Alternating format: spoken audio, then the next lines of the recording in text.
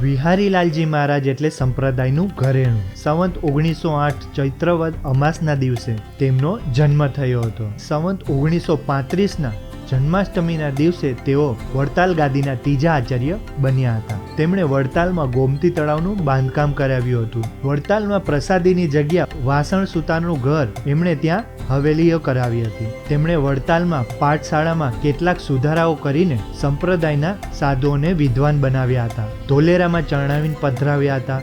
લક્ષ્મીવાડીમાં મંદિર કરાવ્યું હતું. વડતાલમાં ગરીબો માટે હોસ્પિટલો પણ બનાવી હતી. ઘણા બધા ગ્રંથોની તેમણે રચના પણ કરી હતી અને કરાવી પણ હતી. તેમણે પોતે શ્રી હરિલીલામૃત ગ્રંથની રચના કરી હતી. જાહેરમાં શ્રીમદ સત્સંગી જીવનની કથા પારાયણ પણ શરૂ કરાવી હતી. પ્રસાદીની વસ્તુનું મહત્વ જાણીને તેમણે વડતાલમાં સંગ્રહાલય કરાવ્યું હતું, જે વડતાલના આચાર્યશ્રીની સમાધિ સ્થાને મંદિર કરાવ્યું હતું. સુરતમાં ધર્મભક્તિ સહિત ઘનશ્યામ મહારાજની પ્રતિષ્ઠા કરીને ભરૂચમાં ધર્મભક્તિ વાસુદેવની પ્રતિષ્ઠા કરી.